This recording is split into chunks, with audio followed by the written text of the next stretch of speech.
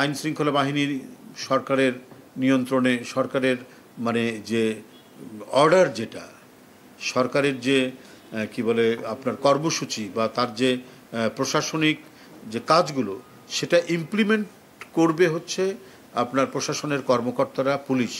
সেটা কেন ইমপ্লিমেন্ট হচ্ছে না?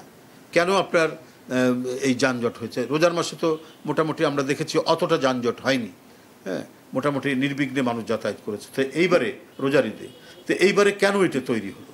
তাহলে নিশ্চয়ই যদি কোথাও মানে কোনো লুপহোল থাকে, তাহলে সেটা তো আইডেন্টিফাই করে সেখানে ব্যবস্থা নেওয়ার দায়িত্ব তো সরকারের। কারণ সরকার হচ্ছে মানুষকে স্বস্তি দেবে, নিরাপত্তা দেবে, কারণ সকল রাষ্ট্রীয় অ্যাপারেটাসগুলো সরকারের হাতে।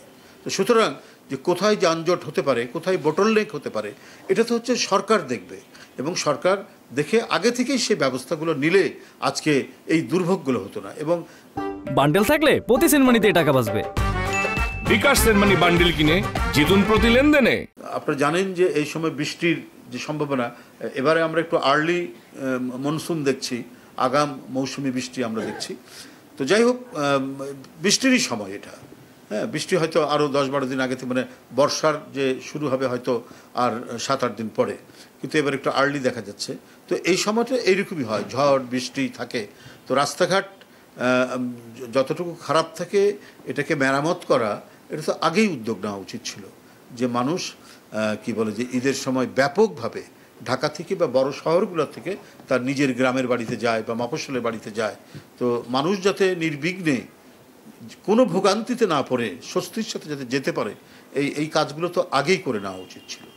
এটা তো আমরা তো বিশ্বাস করি যে সরকার, তারা তাদের আন্তরিকতা আছে, তারা অসৎ নয়। ওটা তো আগে ছিল টাকা পাচারের সরকার, আগে ছিল লুটপাটের সরকার। তো তারা শুধু দেখেছে নিজের পকেটটা কতটুকু স্ফীত হচ্ছে, নিজেদের ভাগ্যটা তারা কিভাবে বাড়াবে, সন্তানদেরকে বিদেশে রাখবে, বড় বড় শহরে রাখবে, সেখানে লেখাপড়া করবে, সেখানে বাড়িঘর করবে।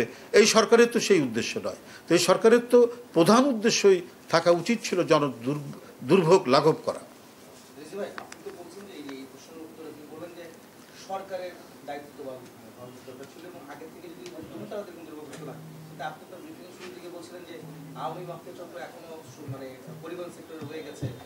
না, তো এটাও তো না না সরকারের এটা তো প্রতিনিয়ত, কারণ তাদের কাছে প্রচুর টাকা, যারা ইতিমধ্যে ধরা পড়েছেন বা দেশ ছেড়ে গেছেন, এছাড়া তো কয়েকজন গেছেন, অল্প কয়েকজন, কিন্তু বিশাল অঙ্কের টাকা নিয়ে এরা তো আমাদের এই সমাজের মধ্যে, দেশের মধ্যে কোথাও না কোথাও ঘাপটি মেরে আছে।